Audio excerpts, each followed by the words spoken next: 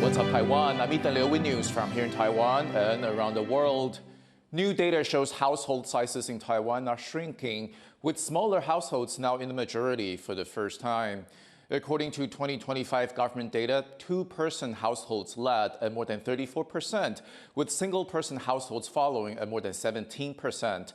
These groups now make up just over half of households for the first time. Single-person households also surpassed four-person households for the first time, the most common type during the 1990s in Taiwan. The shift toward smaller households comes as a growing number of adults in Taiwan are choosing to stay single, some to save money, others to hold on to their freedom. Reese Ayers has more. There's a popular phrase in Taiwan, 脱单. It literally means shed your singleness, to get hitched. But data shows many in Taiwan are holding on to singlehood for life. A survey by Academia Sinica, Taiwan's top research institute, shows that among unmarried adults aged 27 and over, around 30% have never been in a relationship, with an additional 40% saying they were currently single, with no significant differences between men and women. So, what's keeping people off the market? 第一个是缺钱吧，因为谈恋爱需要钱。就是大家觉得单身比较自由自在，对，就不会想要被另一半束缚。 对啊，我觉得越年纪越大越会这样想。希望自己可以等自己的事业比较成功的时候，再去交另外一半。From busy work schedules to the rising cost of living, the reasons vary. The reality on the ground is hard to ignore. Many just don't have the time or energy for dating. The bigger question isn't why are people staying single, it's what does it mean for Taiwan's future? With one of the lowest birth rates in the world, less relationships means less families. To try and fight the demographic crisis, the government has introduced incentives, from cash subsidies for newborns to reserved social housing for newlyweds. But experts say the root cause is that people aren't pairing up in the first place.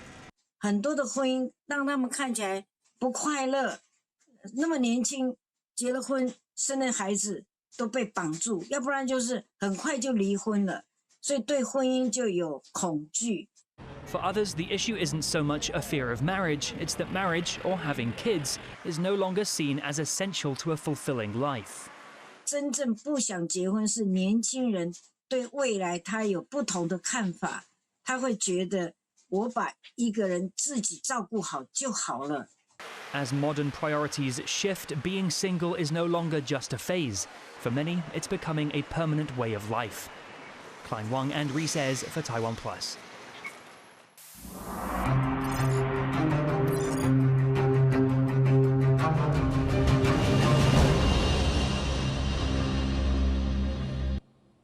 Flags of convenience, or FOC, have become a growing concern in the Taiwan Strait in recent years after one FOC damaged one of Taiwan's undersea cables.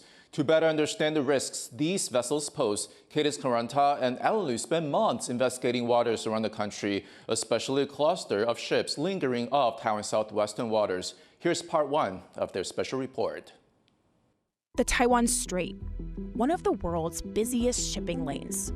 Movement is nearly constant, but then there's this spot where that movement often seems to pause. For at least 4 months, there's been a large cluster of ships sitting off Taiwan's coast, many flying so-called flags of convenience, which can be exploited by vessels hoping to hide their activities or evade oversight. This is February, and May, and June, still there. And some of these ships could carry risks. In February, we noticed a large cluster of around 40 ships lingering in this area, and we started to check back on it regularly. We noticed that while the ships within this cluster do change, there's always a group of them here every day. And we started to put together a list of ships that we saw at some point lingering in this cluster from February to June. We've identified around 75 ships. We use maritime tracking platforms Marine Traffic and Vessel Finder, as well as open source information to track their movement patterns, identities, and history. We'd also verify this information with maritime experts. Through our research, we noticed some patterns that indicate some of these ships may not be what they seem. First, many are cargo ships or oil tankers. Normally, their job is to pick up cargo or oil in one place and deliver it somewhere else. But the ships we've identified don't always seem to do that. Over several months of tracking, some sat in the same area for extended periods of time. Others lingered around Taiwan or surrounding areas with no clear destination, or frequently traveled back and forth from the cluster. Your job is to get that cargo from one place to another place. And so if you are, instead of doing that, if you are going and then you just sort of float about for a long time, and then you returned to the same place you started and you never got to another port, then you have to wonder, what on earth has that ship just done? And you just see enough of these, particularly in this area along the southwest coast from this anchorage. You see enough of this where it really does make you wonder what many of these ships are really up to.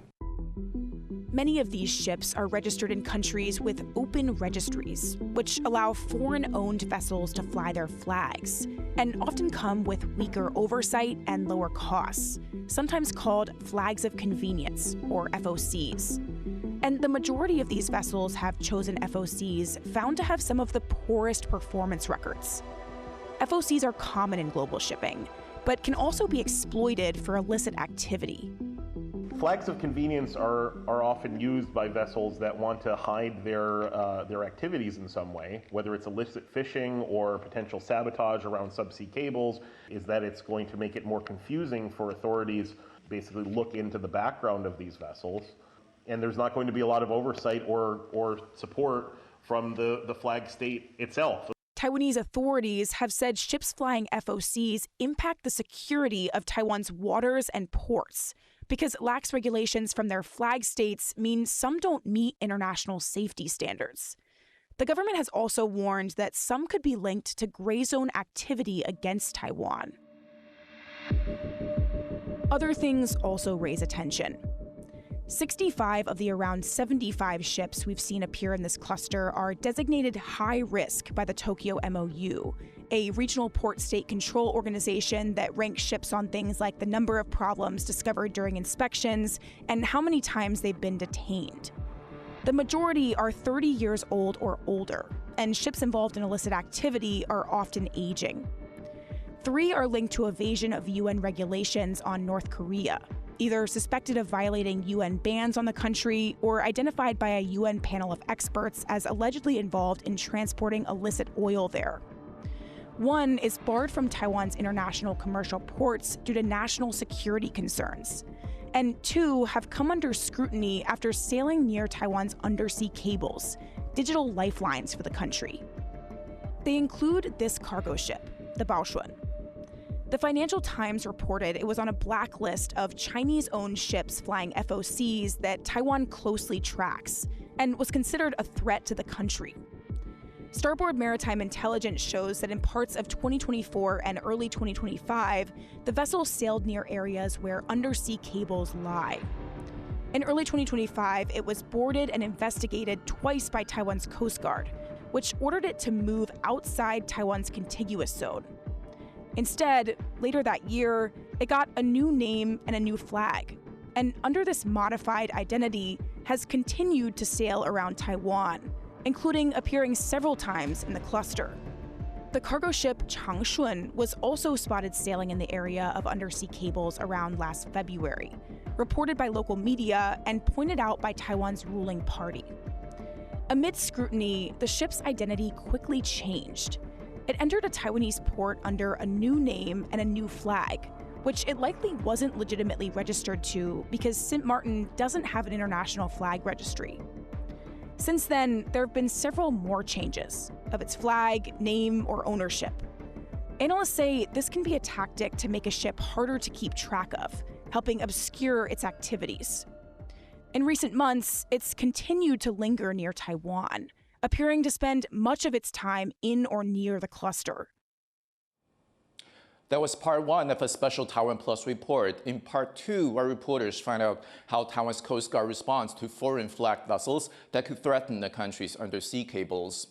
The Asian Games are approaching, and in the first, a Taiwanese woman is getting ready to compete in jiu-jitsu.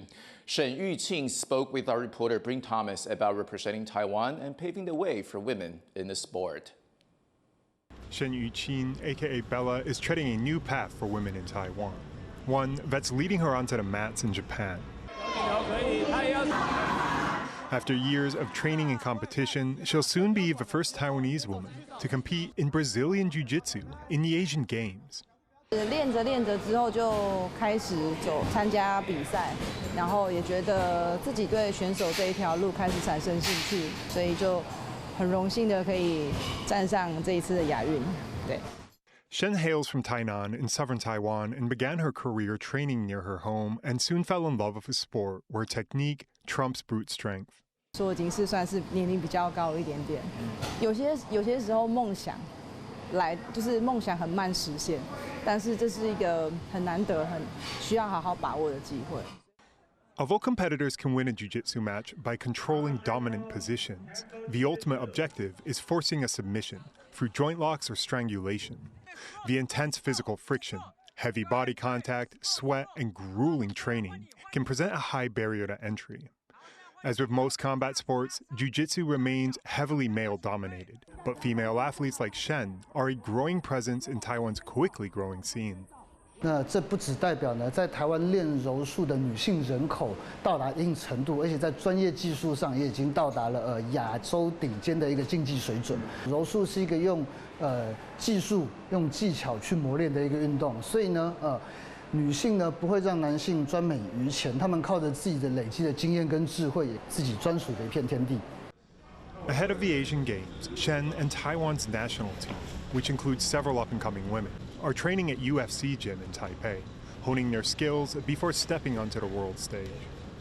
亚运这个赛事跟我们一般参加的柔术赛事会有不同，因为现在就变成不是一直只有对练，现在开始就是要从我自己最弱的地方。当然，我们会接收到很多教练的建议，对，那每个这样的建议对我来说是很好的。过他一次可以的，没问题，没了，压好，压好。 Shen's primary coach, Andy Chan of Kailan BJJ, and head national team coach, Will Tseng, have been working together to prepare her for the Games. 我们从去年亚锦赛的约旦开始，每周6日都会在 UFC Gym 这边有练习，然后我们也会一起研究，然后我也跟他的教练 Andy 有非常紧密的合作。 Tseng, a student of legendary black belt Marcelo Garcia, draws from his master's lessons when addressing the mental hurdles Shen will face in Japan. 他的说法是你要去接受这个紧张，因为紧张代表说你是准备好的，你要利用这个紧张让你的表现可以更好。当你紧张的时候，你的肾上腺素会往上，你的体温会上升，你的身体会准备好进入一个战斗的状态。